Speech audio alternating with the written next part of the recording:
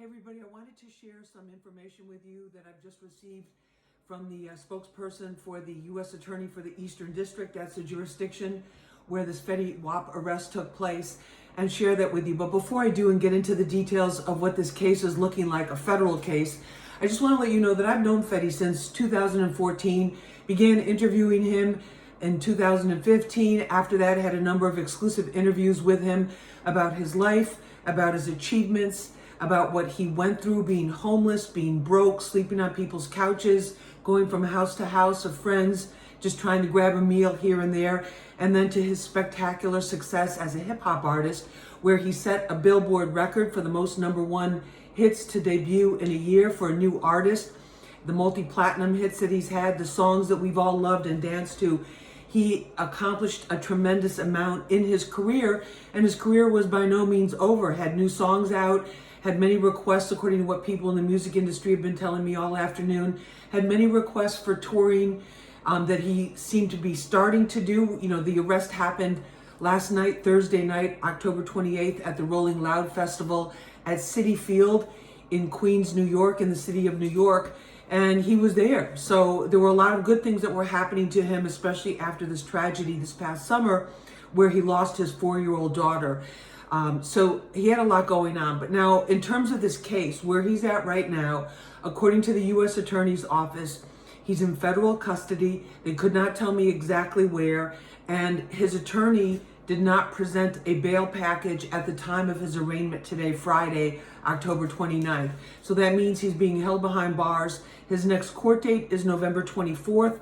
At that point, and I think between now and that point, depending upon what kind of a bail package they can get together to present to the judge, his attorneys can try to get that, in front of the judge. They can try to make that happen so that he's out. But let's talk about this case for a minute.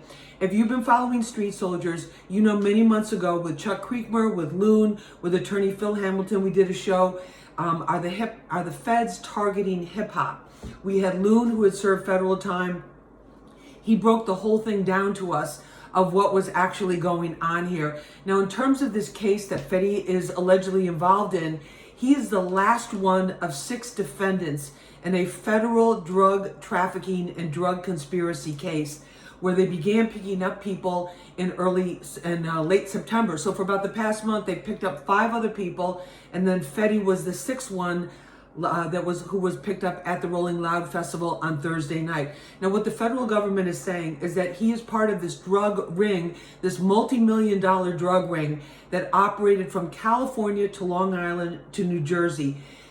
4 of the 6 defendants, including the 4 of the ones that were arrested in the very beginning, are all from Long Island. The 5th one is a correction officer from New Jersey. Now, how they say this operated, they say it was a multi-million-dollar drug ring. When they made these raids on these other defendants, they found $1.5 million in cash. They found multiple keys of coke, of heroin. They found guns, about almost half a dozen different types of guns, and $1.5 million in cash, which is a lot of cash to have on deck. So the feds are saying that they ran this drug ring, and it was making so much money that they were basically taking one key and then putting additives in it, and then basically multiplying it into 4 keys. They said they trafficked in heroin, they trafficked in fentanyl, they trafficked in cocaine, they even trafficked in crack cocaine. Now, what allegedly happened, according to the feds, is the ring they got all the drugs on the West Coast in California. Then some of the drugs were mailed just through the regular, mailman, the U.S. Postal Service. Other drugs, they had couriers who drove that, on the highways in cars and in vehicles that had traps, which a trap, for those of you who don't know, inside when it's used in referring to a car or vehicle, is a hidden compartment. So they had these drugs that they were driving through the United States in these hidden compartments to Long Island. The main operation was in Long Island.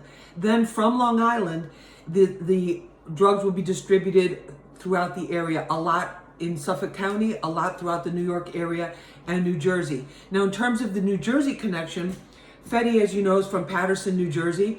This correction officer, New Jersey correction officer, would go to Long Island, to wherever they were putting the drugs together, would get the drugs, and then bring them back to New Jersey. And then what the feds are alleging, they're saying that Fetty was not the main trafficker, that he was basically a redistributor, that basically he was distributing some of the crack, some of the fentanyl, some of the heroin, mostly cocaine though, in New Jersey. That's what they are saying. So he was arraigned today on account of a conspiracy to distribute controlled substances, possession of controlled substances, basically a federal drug trafficking charge.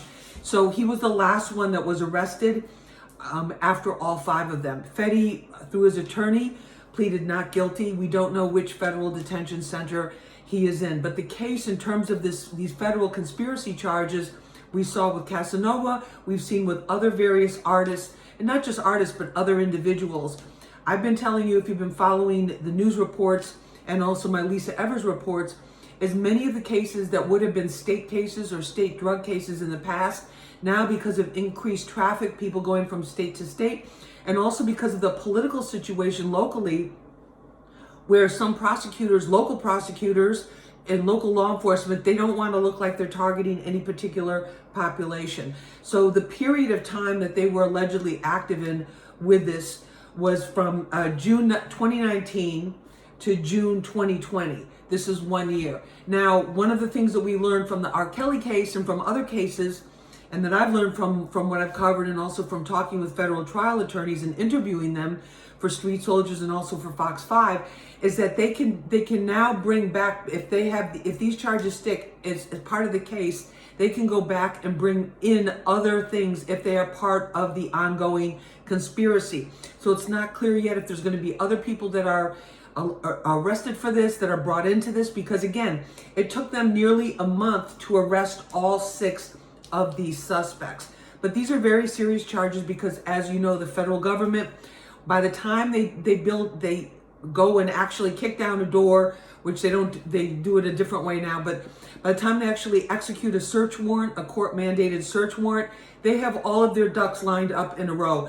And make no mistake about it, during the pandemic, while some people were getting involved in very shady things in order to make money or whatever, the federal government did not stop. Offices may have been closed.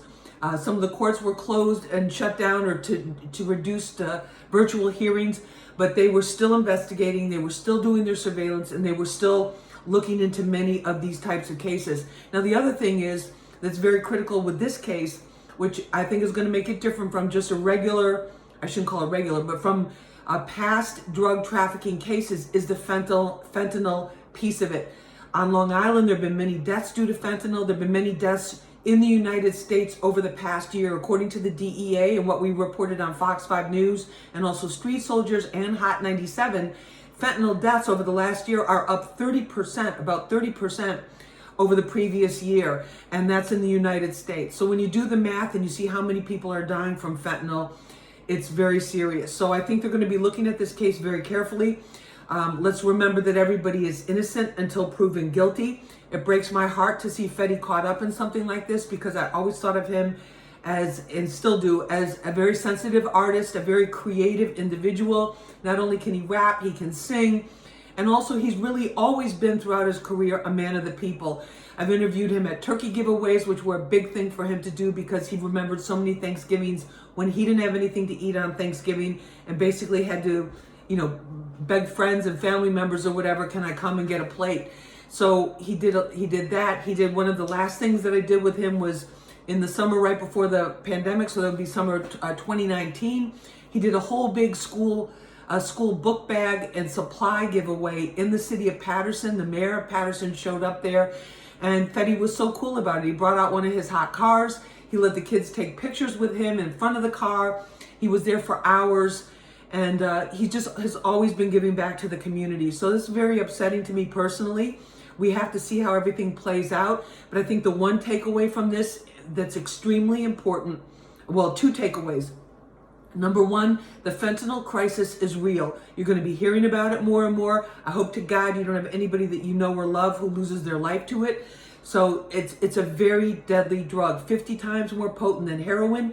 2 grains of fentanyl is enough to cause somebody to overdose. We had a case a couple years ago, about 2 years ago, right before the pandemic, we had a case in the Bronx where a 2-year-old baby OD'd playing on the bedspread of his dad's bedspread, where his dad had some fentanyl on the bedspread. The baby OD'd, and they never called 911. So it's very critical that you are aware of this, that a lot of the fentanyl that is out there is being mixed in with heroin, which we saw with Michael K. Williams' death, may he rest in peace, but also increasingly, and especially for the teens and the younger generation who use pills just like almost like they're candy. The fentanyl there's these pills that you are buying, if you are not buying them in a prescription, and they're accused in this case with Fetty of also selling these fentanyl pills. If you think you're buying a fake perk, a fake Xanax, which a lot of them you can order on your phone and have delivered right to your door, many of those contain fentanyl. We saw Demi Lovato overdose, and thankfully she didn't die from it. She got very, very close to death from pills that contain fentanyl. There's many other cases that we probably don't even know about.